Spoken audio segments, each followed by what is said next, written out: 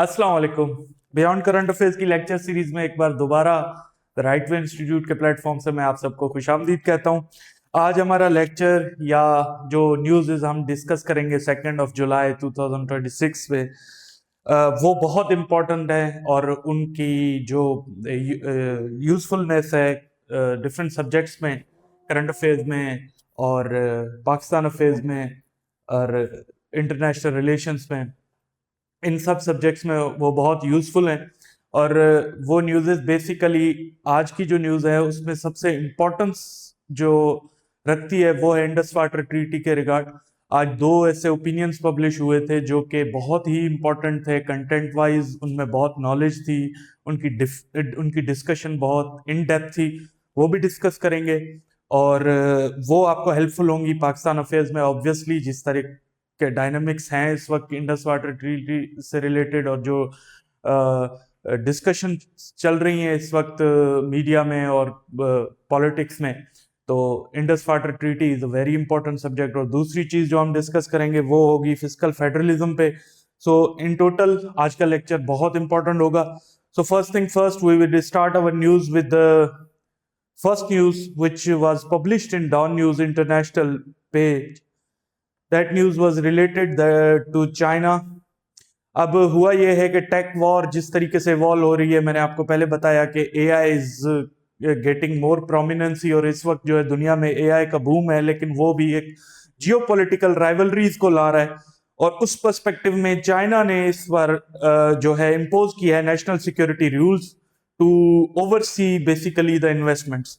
China की पूरी economy ही फॉरेन डायरेक्ट इन्वेस्टमेंट पे खड़ी हुई थी, मतलब in the decade of 80s and 90s FDI help China to rebuild its society and economy.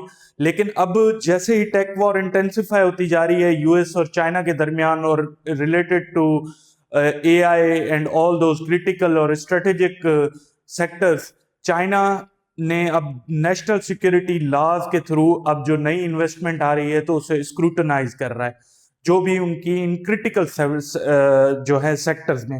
अब बेसिकली ये न्यूज़ बहुत इंपॉर्टेंट है। आप टेक राइवलरी जैसे भी पढ़ेंगे और आप देखेंगे कि किस तरीके से जियोपॉलिटिकल शिफ्ट्स आ रहे हैं इस वक्त दुनिया में, एआई का बूम है और एआई से रिलेटेड न्यूज़ बहुत इंपॉर्टेंट होती है।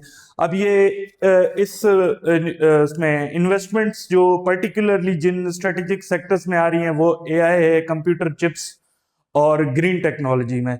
अब चाइना हिस्टोरिकली ही जो वेस्टर्न इन्वेस्टमेंट्स है ना, बेसिकली उन्हें सस्पिशियस नजर से देखता है। वो इसलिए देखता है क्योंकि China is a very protected about it's environment. उनका बिजनेस इन्वायरमेंट हो या जो इंटरनल अफेयर्स हैं उनके, उसके बारे में वो बहुत प्रोटेक्टेड होता है और वेस्टर्न इन्वेस्टमेंट्स को वो सस्पिशियस से देखता है। और दूसरी, मैंने आपको 2-4 दिन पहले भी एक न्यूज शेयर की थी इसी रिगार्डिंग के किस तरीके से चाइना जो है कॉम्पिटिटिव एज ले रहा है अपनी दूसरी साउथ ईस्ट एशियन कंट्रीज से। साउथ कोरिया की जब मैंने न्यूज शेयर की तो उन्होंने $1.2 ट्रिलियन प्लेज किए हैं अपनी एआई सेक्टर में। सो उस वक्त मैंने यही डिस्कस किया था कि चाइना जो है ना इट्स सेल्फ गवर्नमेंट सपोर्ट कर रही है एआई रिलेटेड इनिशिएटिव्स को, उनको बैक कर रही है, चीप लेबर उनको एडवांटेज दे रहा है। लेकिन अब एफडीआई से रिलेटेड ये नए रूल्स होंगे, जैसे इन्वेस्टमेंट्स आएंगी उनको स्क्रूटनाइज किया जाएगा, कहाँ इन्वेस्ट हो रही हैं, उनके इन्वेस्टर्स कौन है। और इससे रिलेटेड ये एक बहुत बड़ी डेवलपमेंट थी that China is going in the path of protectionism, economic protectionism. Moving forward, एक और न्यूज थी, और न्यूज नहीं थी बल्कि रिपोर्ट पब्लिश हुई है। आप देखें ना, टेररिज्म से रिलेटेड आप जब भी कोई क्वेश्चन अटेम्प्ट करते हैं या कोई ऐसे अटेम्प्ट करते हैं पाकिस्तान में टेररिस्ट इंसिडेंट से related, so one thing which is most essential is that sources of stats, कि जो आप स्टैट्स कोट कर रहे हैं कि कितने परसेंट टेररिस्ट इंसिडेंट्स में डिक्लाइन हुआ या कितने परसेंट वो इंक्रीज हुए, so your sources must be authentic. और उन सारे सोर्सेज में जो सबसे इनिशियल और मोस्ट सिग्निफिकेंट सोर्स है जो कि है Pakistan institute of conflict and security studies. अब ये एक इस्लामाबाद बेस्ड थिंक टैंक है जो कि हर मंथ और क्वार्टरली और 6 मंथ और ईयरली डेटा रिलीज करता है कि किस तरीके से टेररिज्म से रिलेटेड इंसिडेंट्स बढ़े, कहाँ किस प्रोविंस में ज्यादा हुई, किस में कम हुई। और ये टेररिज्म को किस तरीके से, कौन सी स्ट्रेटजीज इस वक्त जो है कर्ब कर रही हैं, उनके कॉजेज और हर चीज बताता है। सो इसकी एक मंथली रिपोर्ट आई थी, उस मंथली रिपोर्ट में कुछ की स्टैट्स शेयर किए गए थे जो कि आप लोग नोट डाउन कर लें, वो बहुत इंपॉर्टेंट है। और जो भी मैंने की फैक्ट्स अलग से आपको दिखाने की कोशिश की है बेसिकली, ताकि आप उन चीजों पे ज्यादा जो है वो देख सकें। अब उसमें जो पिक्स की स्टडी है, Pakistan institute of conflict and security studies, उसमें बेसिकली जो डेटा बताई गई है वो पिछले 6 मंथ्स की जो रिपोर्ट है, उस 6 मंथ्स के मुताबिक टोटल जो टेररिज्म रिलेटेड फैटेलिटीज हैं पाकिस्तान में, वो according to report are 2166 fatalities in total, and from which 1442 terrorists were killed. Basically कौन से दो ग्रुप्स हैं मैं आपको बता दूं, इस रिपोर्ट के मुताबिक जो दो ग्रुप्स हैं जो कि मेजरली रिस्पॉन्सिबल हैं टेररिज्म पे, एक फितना उल खवारिज जो कि स्ट्रेट ने टर्म दिया है टीटीपी को, ठीक है। दूसरा जो ग्रुप है वो है फितना उल हिंदुस्तान।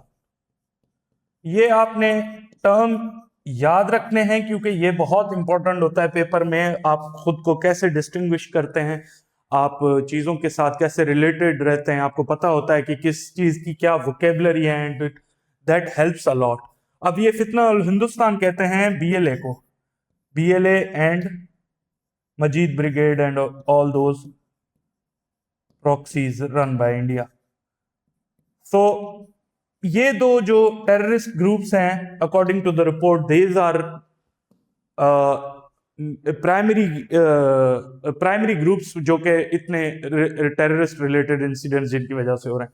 और दूसरी जो रिपोर्ट ने बात की थी, वो ये रिपोर्ट में बात थी कि 16% डिक्लाइन आया है टेररिस्ट इंसिडेंट में जून में। फॉर द इशू जो 16% डिक्लाइन आया है टेररिस्ट इंसिडेंट्स में, उसका जो प्राइमरी कॉज है वो ये है कि पिछले मंथ में, जो जून का मंथ था, उसमें पाकिस्तान ने इंटेलिजेंस बेस्ड ऑपरेशंस कंडक्ट किए और बेटर जो है क्रॉस बॉर्डर टेररिस्ट इन्फिल्ट्रेशन को मैनेज किया। अब ये मंथली डेटा थी, इसकी एक दिसंबर में प्रोबेबली एक एक्सटेंसिव रिपोर्ट आएगी, और जब हम इस सेशन में आप लोग कनेक्टेड होंगे तो आपको जो डेवलपमेंट्स है वो सही तरीके से बताएंगे। So that was the total discussion which about the PICSS report, जिसमें हमने बताया कि किस तरीके से लास्ट 6 मंथ्स में टेररिज्म के स्टैट्स क्या थे, कितनी टोटल फैटिलिटीज हुई और क्या चीजें हुई। प्रोविंस वाइज इसमें बताया गया है कि बलूचिस्तान में 31% डिक्लाइन आया पिछले मंथ में, और बेसिकली जो है सबसे ज्यादा जो इंसिडेंट्स हुए हैं टेररिज्म, उनका जो जिम्मेदार मतलब वो जिस प्रोविंस में है वो केपीके है, और फितनतुल खवारिज से के जो टेररिस्ट अटैक्स थे those were intensified in last month and last 6 months. Moving forward, हम जो नेक्स्ट डिस्कस करेंगे न्यूज, बेसिकली ये एक ओपिनियन पब्लिश हुआ है डॉन न्यूज़पेपर में।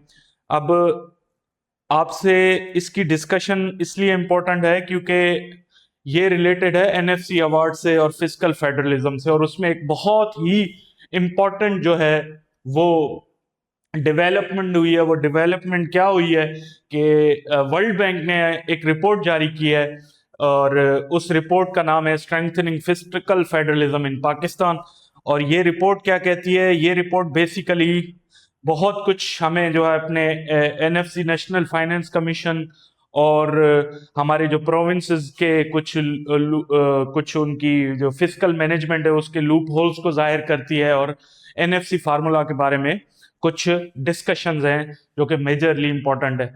वो बहुत इंपॉर्टेंट टॉपिक है क्योंकि फिस्कल फेडरलिज्म से रिलेटेड क्वेश्चन पाकिस्तान अफेयर्स में फ्रीक्वेंटली आता रहा है, और एक्सपेक्टेड है कि इससे रिलेटेड जो है जब भी न्यू प्रोविंसेस की डिबेट हो या जो है एनएफसी अवार्ड की डिबेट हो, तो एक सीएसएस एस्पायरेंट या पीएमएस की जो तैयारी कर रहा है उसको ये जरूर पता होना चाहिए कि ये चीजें जो है वो पेपर में एक्सपेक्टेड होती हैं, और ये हॉट टॉपिक है बहुत ज्यादा।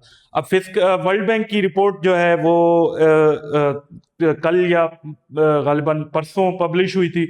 अब इस रिपोर्ट में क्या डिस्कशन थी, बेसिकली वो ये थी कि प्रोविंशियल जो एक्सपेंडिचर्स है ना, वो आफ्टर 7th एनएफसी अवार्ड जो कि 2009 में आया था, उसके बाद जो प्रोविंसेस की जो एक्सपेंडिचर्स है ना वो इंक्रीज हुए थे। जीडीपी वाइज देखें तो ये रिपोर्ट कहती है कि उस 2009 से पहले 3.2% of the GDP were allocated to the provinces, but after 2009 and after particularly 7th NFC award, जो कि 18th अमेंडमेंट के बाद एलोकेट हुआ था, वो जो 3.2% पहले जीडीपी का एलोकेट होता था प्रोविंसेस को, वो जाके 5.1% पे पहुंच गया। मतलब प्रोविंसेस को ज्यादा पैसे मिले। अब प्रोविंसेस को ज्यादा पैसे मिले तो प्रोविंसेस जो हैं वो सिर्फ उनको पैसे ज्यादा नहीं मिले थे, बल्कि उनको ट्रांसफर ऑफ ऐसे कुछ मतलब उनको एक एजुकेशन, हेल्थ और इनकी सूरत में उनको ज्यादा सब्जेक्ट्स भी मिले थे जिन पे उनका जिनके आंसरेबल वही थे। अब ये रिपोर्ट कहती है कि ये जो स्टैट्स है ना, आपको ये जरूर याद रखने हैं। एक रिपोर्ट का नाम स्ट्रेंथनिंग फिस्कल फेडरलिज्म, और आपको ये पता होना चाहिए कि इस रिपोर्ट के मुताबिक प्रोविंसेस का जो ट्रांसफर है वो कितना इंक्रीज हुआ है, 3.2% ऑफ द जीडीपी से 5.1% तक। ओके, अब आगे क्या कहता है? अब आगे उस रिपोर्ट में ये आर्ग्यू किया गया था कि लेकिन जो प्रोविंसेस है ना, उनकी जो स्पेंडिंग है ना, वो ज्यादा जो कंज्यूम हो रही थी वो करंट एक्सपेंडिचर में हो रही थी। अब करंट एक्सपेंडिचर किसे कहते हैं? आपने बजट का डॉक्यूमेंट देखा होगा। बजट के डॉक्यूमेंट में करंट एक्सपेंडिचर कहते हैं बेसिकली जब जो आपकी सैलरीज और पेंशन्स और ऐसे चीजें जो कि आपके रनिंग एक्सपेंस हैं और फिक्स्ड एक्सपेंसेस हैं, जो कि किसी भी बजट गवर्नमेंट के जो फिक्स्ड एक्सपेंसेस होते हैं उनको करंट एक्सपेंडिचर कहा जाता है। तो इस रिपोर्ट के मुताबिक प्रोविंसेस को इतना एलोकेट हुआ, लेकिन प्रोविंस के जो करंट एक्सपेंडिचर है ना वो बहुत ज्यादा थे, due to huge burden of salaries and pension and all those things. मिसाल के तौर पे प्रोविंस को अगर 100 रुपए मिले थे ना, तो 82 रुपीज उसके ऑलरेडी कंज्यूम हो जा रहे थे, किसमें? सैलरीज और पेंशन में और इन चीजों में। जो बकाया 18 रुपए बचते थे ना, वो डेवलपमेंट पे लगते थे। आपको पता है लाइफ स्टैंडर्ड और चीजें जो हैं वो चेंज नहीं होता, तब तक चेंज नहीं होती जब तक किसी भी कंट्री में या किसी भी बजट में डेवलपमेंट जो बजट है ना, अगर वो कम होता है तो आप एक्सपेक्ट नहीं करें कि उसमें लाइफ स्टैंडर्ड चेंज होगा। तो मिनिमम अमाउंट दिया जाता था डेवलपमेंट को। अब रिपोर्ट आर्ग्यू कर रही थी कि सोशल इंडिकेटर्स ना, despite transferring the subject to the provinces, despite giving them huge amount of money, social indicators of the people were not changing. Social indicators कौन से? Education, literacy, health. अब इतने amount को भी ट्रांसफर किया गया, लेकिन फिर भी प्रोविंसेस जो हैं उनको ठीक करने में नाकाम रहे, इन सब्जेक्ट्स को इतनी स्पेंडिंग। लेकिन एक और रिपोर्ट में मजे की एग्जांपल दी गई थी। वो एग्जांपल क्या दी गई थी कि सिंध में या पंजाब में जो जीडीपी पर कैपिटा एजुकेशन पे जो लगाते हैं ना, वो केपी की बनिस्बत ज्यादा है। केपी के प्रोविंस की बनिस्बत सिंध और पंजाब में per capita GDP on education is more. लेकिन इस रिपोर्ट में कहा गया था कि केपी में, डिस्पाइट दिस, केपी में जो लिटरेसी रेट है या स्कूल इनरोलमेंट है वो 9% ज्यादा इंक्रीज हुई उनसे। इट मींस इस रिपोर्ट में यह आर्ग्यू कर रहा था कि जो प्रॉब्लम है ना, वो ऐसे नहीं है कि आप इंक्रीज कर दें बजट। प्रॉब्लम रियल है कि आप इस अपनी एक्सपेंडिचर को या जो मनी है उसको किस तरीके से यूज करते हैं। केपी को पैसे कम थे, उन्होंने पर कैपिटा कम लगा रहा है, लेकिन उनकी स्कूल इनरोलमेंट भी ज्यादा है, लिटरेसी रेट भी जो है इंप्रूव हो रहा है। और उसी के तनाजुर में देखें तो दूसरे प्रोविंसेस ने पर कैपिटा इनकम बहुत ज्यादा लगाई हुई है, लेकिन कोई रिजल्ट्स ऐसे नहीं है। अब ऑथर की जो है ना, अब जरूरी नहीं है ये कुछ आर्ग्यूमेंट्स आपने सुन लिया, आपको पता हो गया, पता चल गया कि किस तरीके से रिपोर्ट आर्ग्यू कर रही है कि मतलब बेसिकली इनडायरेक्टली वो कह रहे थे कि एनएफसी रिविजिट हो। अब एनएफसी रिविजिट हो तो इसका मतलब ये है कि क्या ये सारे सब्जेक्ट्स एजुकेशन, हेल्थ और ये सारी चीजें जो कि लाइफ स्टैंडर्ड्स में काउंट होती हैं वो ट्रांसफर हो जाए फेडरल को। प्रोबेबली यही था रिपोर्ट में, लेकिन जो ऑथर है वो आर्ग्यू करता है कि रिपोर्ट का जो क्रिटिकल एनालिसिस है उसका वो ये है कि प्रोविंसेस को जो आप पैसे देते हैं ना, पहली बात तो ये है कि आप भले ही डिफेक्ट हो रिपोर्ट में, लेकिन प्रोविंसेस की जो मनी ट्रांसफर होती है वो उनका कॉन्स्टिट्यूशनल राइट है, जो कि उन्होंने 18th अमेंडमेंट के बाद एक तयशुदा फार्मूले के तहत एक दूसरे को प्रोविंसेस को कुछ बेसिक मेजरमेंट्स पे के पॉपुलेशन के स्टैंडर्ड पे, पॉवर्टी के स्टैंडर्ड पे और दूसरी चीजों को मद्देनजर रखते हुए ट्रांसफर किए गए। So that's their constitutional right and it's the obligation के आप उनको ट्रांसफर करें, ये वाली सारी चीजें।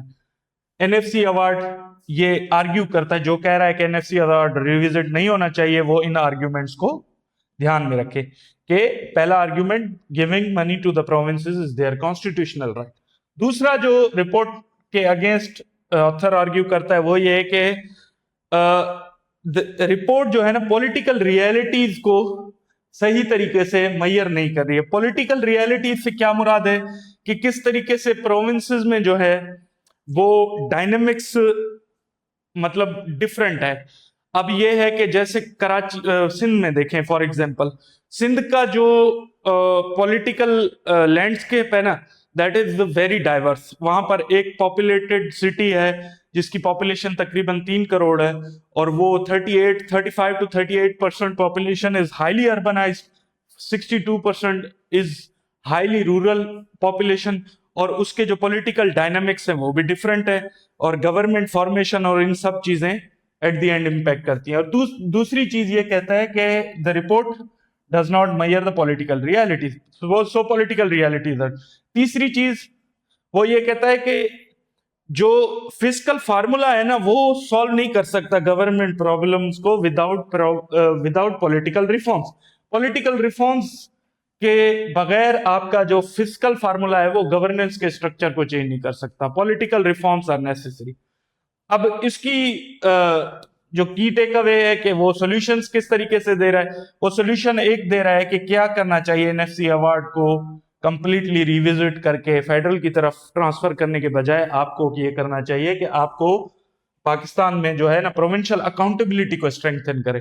आप प्रोविंसेस को जो पैसे दे रहे हैं उस पे उन्हें अकाउंटेबल करें कि हेल्थ पे कहाँ खर्च हुआ, एजुकेशन पे कहाँ खर्च हुआ, और वो अकाउंटेबिलिटी एक तो गवर्नमेंट इंस्टीट्यूशंस की तरफ से हो, दूसरी अकाउंटेबिलिटी पीपल की है कि लोग इलेक्टोरल प्रैक्टिस में पूछें ये बातें कि यार ये जो सब्जेक्ट्स आपको ट्रांसफर्ड है इनकी अकाउंटेबिलिटी आपकी जो है ना वो स्ट्रेंथन हो।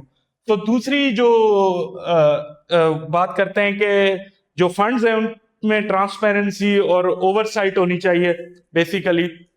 और तीसरी जो मेजर इंपॉर्टेंट चीज है ना वो है लोकल गवर्नमेंट इंस्टीट्यूशन। अब देखें पावर जो है ना वो जितनी डिसेंट्रलाइज्ड होती है डेमोक्रेसी उतनी स्ट्रेंथन होती है। लोकल गवर्नमेंट के बगैर ये जो सब्जेक्ट्स हैं ये कभी भी मतलब एजुकेशन, हेल्थ और जो दूसरे लॉ एंड ऑर्डर है, अगर ये लोकलाइज्ड होंगे तो प्रोस्पेक्ट्स ज्यादा होते हैं कि वो उनका जो चेंज करने का मतलब उनकी जो असर है या उनका वो ज्यादा होता है अगर इंस्टीट्यूशन जो है ना पावर जो है ना डिवैल्यूड है ग्राउंड लेवल तक। उसकी ओवरसाइट, अकाउंटेबिलिटी, ये सारी चीजें ज्यादा बेटर तरीके से परफॉर्म होती है। सो ऑथर ये भी एज अ सॉल्यूशन प्रेफर करता है। तो ये चीजें आप नोट डाउन कर लें। फिस्कल फेडरलिज्म में बहुत सारी डेवलपमेंट्स हो रही हैं और उनमें मैंने आपके साथ ये मेजर डेवलपमेंट शेयर की। एक ओपिनियन जो खुरम हुसैन ने डॉन में लिखा था। मूविंग फॉरवर्ड, अब आते हैं हम अपनी इंडस वाटर ट्रीटी से रिलेटेड जो नई चीजें डेवलप हुई हैं। बेसिकली ये एक आर्टिकल था जो कि पब्लिश हुआ है, ओपिनियन था जो कि आया था एक्सप्रेस ट्रिब्यून में। एक्सप्रेस ट्रिब्यून में ये इसका नाम था Indus water treaty and the hydraulic civilization. अब आर्ग्यूमेंट क्या थे, क्विकली हम रिवाइज करेंगे इन चीजों को और आपको बताएंगे कि क्या चीजें डिस्कशन में थी। और इस ओपिनियन में कहा गया था कि बेसिकली कॉन्टेक्स्ट दिया गया कि किस तरीके से इंडिया ने पोस्ट पहलगाम अटैक वाटर को वेपनाइज किया पाकिस्तान के खिलाफ और ट्रीटी को अबेंस में किया। अब वो क्या कर रहा है, इंडस वाटर ट्रीटी को अबेंस में किया है, जो कि कोई क्लॉज ही नहीं है, कोई ऐसा ट्रीटी में है ही नहीं कि आप इसको सस्पेंड या अबेंस में रख सकते हैं। ये जब तक दोनों पार्टीज जो हैं मिलकर कोई और ट्रीटी फॉर्म नहीं करती, तब तक ये लीगली इसकी कोई अहमियत नहीं है कि अबेंस। सो उसके अलावा वो कहता है कि रीइंटरप्रेटिंग द जो बेसिकली प्रोविजंस है ना ट्रीटी की, वो इंडिया अब अपनी मर्जी से अपने हिसाब से उनको रीइंटरप्रेट कर रहा है और अपनी फेवर में कर रहा है। और दूसरी ये कि डिस्प्यूट का रेजोल्यूशन जो मैकेनिज्म है ना, उसे बार बार बाईपास कर रहा है और अपना जो अप स्ट्रीम पे कंट्रोल है ना, वो उसको जो है वो मैनिपुलेट कर रहा है। कैसे मैनिपुलेट कर रहा है? Through projects like Kishan Ganga and Ratle. अब इन प्रोजेक्ट्स की वजह से डाइवर्ट कर रहा है कहीं पर वाटर को और कहीं पर दूसरी चीजें सामने आ रही हैं जो कि वाटर एग्रेशन में आती हैं। अब सॉल्यूशन जो प्रपोज कर रहा है ना ऑथर, वो आपके लिए काम के हैं। ये चीजें नोट करें, ये चीजें आपको कहीं कहीं से मिलती हैं। आपको एक चीज फॉर्म ऑफ करंट अफेयर्स कोई ऐसी चीज नहीं है कि एक ही जगह पे आपको मिल जाए। आपको हमारे साथ इस सेशन में अगर आप जुड़े रहेंगे तो यू विल बी, आप at the end of the time आपके पास इतनी नॉलेज होगी हर सब्जेक्ट के बारे में कि you will be comfortable enough कि आप चीजों को सही तरीके से अटेम्प्ट कर पाए पेपर में। सो पहला सॉल्यूशन वो कहता है, वो ये देता है कि पाकिस्तान जो लीगल मैकेनिज्म है ना, वो उसको एग्रेसिवली फॉलो करे। एग्रेसिवली कैसे करे? लीगल मैकेनिज्म क्या है कि आप, वर्ल्ड बैंक ने ये treaty as a neutral mediator sign करवाई थी और मतलब उसके थ्रू हुई थी। तो अब उसका जो आर्बिट्रेशन है, कोर्ट ऑफ आर्बिट्रेशन, उसमें अपने मामले को बार बार एग्रेसिवली फॉलो करे। दूसरा सॉल्यूशन जो ऑथर दे रहे हैं इसमें, वो कहता है कि Pakistan hydraulic, independent hydraulic experts को हायर करे जो कि अपनी असेसमेंट के थ्रू दुनिया में या अपने जो स्टेट्स हैं, बेसिकली पाकिस्तान एक विक्टिम है, पार्टी है इस उसमें इशू में। सो पाकिस्तान की शायद असेसमेंट्स पे इतना बिलीव ना करे जितना इंडिपेंडेंट एक्सपर्ट्स पे होगा।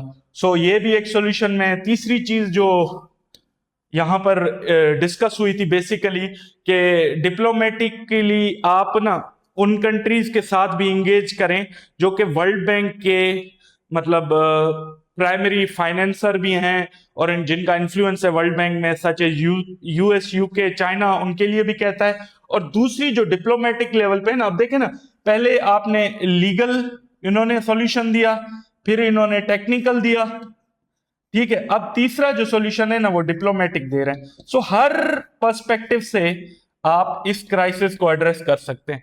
सो तीसरा जो कह रहे हैं कि आप यूएस, यूके, चाइना के साथ भी इंगेज करें और उन्हें ये इंपॉर्टेंस बताएं कि ये ट्रीटी कितनी सिग्निफिकेंट है पाकिस्तान के लिए, क्योंकि हमारे 80 to 90% जो हमारी लोग हैं उनका लाइवलीहुड डिपेंड करता है Indus river system, water system पे, और वहां पर एग्रेशन वुड डिस्टर्ब अस। और तीसरी वो कह रहा है कि इस इशू को यूनाइटेड नेशन सिक्योरिटी काउंसिल में और एससीओ, ऐसे जो रीजनल फोरम्स हैं या इंटरनेशनल फोरम्स हैं कोऑपरेशन के, वहां पर भी रेज करे और इस एग्रेशन को बताए।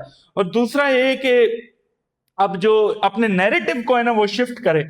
ये अब बेसिकली वहां पर एग्जांपल वो इजिप्ट की देते हैं कि कैसे उन्होंने नाइल रिवर पे, ये नहीं कहते कि नाइल इथोपिया से वो नाइल रिवर बेसिकली निकलती है और इजिप्ट में आके खत्म होती है।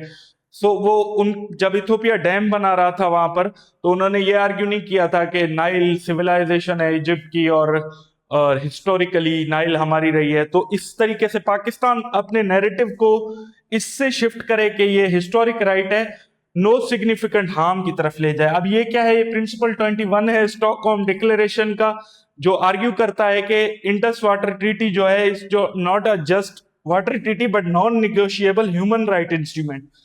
समझ रहे हैं आप बात को? पहले आप उसको अपने सिर्फ हिस्टोरिक पर्सपेक्टिव से ना देखें, अब आपको उसको करंट इंटरप्रिटेशन दे कि हमारा लाइवलीहुड डिपेंड करता है इस पे, और ये ह्यूमन राइट्स वायलेशन होगी अगर आप इस ट्रीटी की वायलेशन करेंगे, तो उसको सिग्निफिकेंस मिलेगी ग्लोबली, फिर वो एक ग्लोबल इशू बन के सामने आएगा। अभी अगर इसको इस एंगल से देखा तो ये सिर्फ इशू होगा between two countries. So moving forward, एक और इसी से रिलेटेड जो कि बहुत ही बेहतरीन और अच्छा आर्टिकल आया, वो था डॉन न्यूज़पेपर में। डॉन न्यूज़पेपर में बेसिकली इस आर्टिकल ये आर्टिकल था अली तौकीर शेख साहब का, और वो हैं क्लाइमेट एक्सपर्ट हैं और वाटर एक्सपर्ट हैं। उनका आर्टिकल बेसिकली ओपिनियन बहुत ही एक सिग्निफिकेंट डिबेट को जो है वो आर्ग्यू कर रहा है। वो उस आर्टिकल में आप ये चीजें नोट डाउन कर लें। पहले मैंने आपको वहां पर सॉल्यूशंस भी बताया और पूरा करंट सिनेरियो बताया पिछले ओपिनियन में। यहां पर क्या था, यहां पर जो चीजें अंडर डिस्कशन थी वो चंद ये थी कि ये आर्टिकल बेसिकली रिस्पॉन्स था जो इंडियन आर्ग्यूमेंट है कि पाकिस्तान उन्हें अनफेयरली क्रिटिसाइज कर रहा है इंडस वाटर ट्रीटी पे, जो कि वो अबेंस में किया उन्होंने, या जो उन पे वाटर एग्रेशन दिखा रहे हैं कि इंडिया तो यही आर्ग्यू कर रहा है ना बेसिकली कि हम अनफेयरली क्रिटिसाइज हो रहे हैं, हालांकि हमने कोई ऐसी चीज नहीं की। अब ये जो है ना रीसेंट जो एक्शन है, जैसे मैंने आपको बताया manipulation of timing of water release. अब इंडिया ने रीसेंट पास्ट में क्या किया है कि जो भी पहले इंडस वाटर ट्रीटी के तहत डेटा शेयर होती थी कि कितना वाटर रिलीज हो रहा है, ताकि जो लोअर राइपेरियन है ना, अपर राइपेरियन इंडिया है, लोअर राइपेरियन पाकिस्तान है, तो लोअर राइपेरियन को ये पता हो कि इतना वाटर आ रहा है, तो उस हिसाब से हम अपनी क्रॉप सीजन्स को और उसको मैनेज करते थे और फ्लड लेवल्स को देखते थे और इस हिसाब से हम अपनी प्रिपरेशन करते थे। लेकिन पहली एग्रेशन में बेसिकली ये चंद चीजें आपने लिखनी है, नोट डाउन कर लें। पहली है कि manipulating of timing of water release, ये पहली एग्रेशन इंडिया कर रहा है इन ट्रीटी में अबेंस के बाद। दूसरी चीज वो जो कर रहा है एग्रेशन में काउंट होती है वो टेम्पररी स्टोर वाटर। जैसे मैंने आपको प्रोजेक्ट बताया, अब टेम्पररी ऐसे टाइम पे आप स्टोर करने लगे वाटर को जब यहाँ पर कोई मेजर क्रॉप की सोइंग सीजन हो, तो आप ये भी एक एग्रेशन है। पाकिस्तान का एक्सक्लूसिव राइट है इन रिवर्स पे, जो इंडस वाटर ट्रीटी के तहत पाकिस्तान का एक्सक्लूसिव राइट है रिवर इंडस पे और झेलम पे और इन पे। सो पाकिस्तान एक ये एग्रेशन है। तीसरी एग्रेशन जो मेजर एग्रेशन इंडिया कर रहा है वो है reduce flow during the sowing seasons. जैसे मैंने आपको बताया पहले, स्टोरेज में भी वाटर रिलीज भी जो है मैनिपुलेट कर रहा है, दूसरा रिड्यूस कर रहा है फ्लोज को, और तीसरा रिलीज सडन फ्लोज। अब तीन चार किस्म के एग्रेशन मिलके पाकिस्तान पे उसकी जो कॉस्ट है बढ़ती जाती है। अब डिबेट स्टार्ट हुई, डॉक्टर पीके शर्मा हैं जो कि फॉर्मर इंडियन कमिश्नर थे इंडस वाटर ट्रीटी के, और उन्होंने एक बेसिकली जो है कुछ उसके बारे में जो ओपिनियन दिया वो इंडियन एम्बेसीज में अभी जो है ना वो सारी इंडियन एम्बेसीज जो दुनिया में उन्हें भेजा गया है कि आपके इंडिया इंडस वाटर ट्रीटी के रिलेटेड जो भी कोई बात करे तो आपने उनको यही जवाब देने जो डॉक्टर पीके शर्मा ने लिखे। सो ये मूव हो रही है। अब उसके रिस्पॉन्स में शायद मेहर अली शाह जो कि पाकिस्तान के सर्विंग इंडस वाटर कमिश्नर है, ये एमसीक्यूज पर्सपेक्टिव से भी इंपॉर्टेंट चीज है। ये पाकिस्तान के serving Indus water treaty Indus water commissioner है। सो उस उनके उस रिस्पांस में ये उन्होंने भी जो है लेटर डॉन में एक एडिटोरियल लिखा। उस एडिटोरियल में बेसिकली डॉन में एक ओपिनियन लिखा। उसमें ओपिनियन में बेसिकली क्या था, सक्सेना के जो आर्ग्यूमेंट्स थे ना उन्हें रिफ्यूट किया है, उन्हें काउंटर किया। सक्सेना डॉक्टर पी के के क्या आर्ग्यूमेंट थे? पहला जो आर्ग्यूमेंट था वो ये था कि India accepted the treaty in good faith. 1960 में जो इंडस वाटर ट्रीटी हुई थी डॉक्टर पी के शर्मा के मुताबिक वो पाकिस्तान ने इंडिया ने गुड फेथ में एक्सेप्ट की थी। मतलब कि वो कोई ऐसे थी कि जैसे कोई उन्होंने जनरसली एक्सेप्ट कर ली कि हाँ ठीक है बस हमने एक्सेप्ट किया गुड फेथ। दूसरा उनका आर्ग्यूमेंट है कि India has complied with it for 65 years. India ने उसके साथ 65 साल कंप्लाई किया, अब इंडिया उस गुड फेथ से बाहर आना चाह रहा है और उसके साथ कंप्लाई नहीं कर रहा।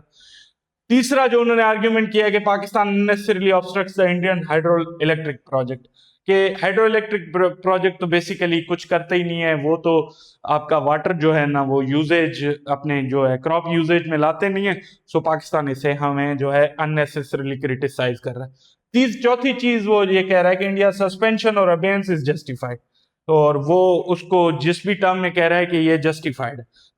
पांचवी चीज वो कह रहे हैं कि India unnecessarily paid 54 million Euros. Basically जब इंडस वाटर ट्रीटी हुई थी और जब ईस्टर्न और वेस्टर्न रिवर्स की डिवीजन हुई थी, एक्सक्लूसिव राइट दिए गए थे दोनों कंट्रीज को, तो पाकिस्तान ने जब अपनी ईस्टर्न रिवर्स को छोड़ा था तो पाकिस्तान को इंडिया को वो राइट्स देने में पाकिस्तान को पे किए थे, इंडिया ने $54 मिलियन यूरोस, और दूसरे वर्ल्ड बैंक और इंस्टीट्यूट्स ने भी, कुछ बैंकिंग इंस्टीट्यूट्स ने पैसे दिए थे, जिसकी वजह से पाकिस्तान ने पूरा इरिगेशन सिस्टम बनाया, डैम्स बनाया और ये सब कुछ।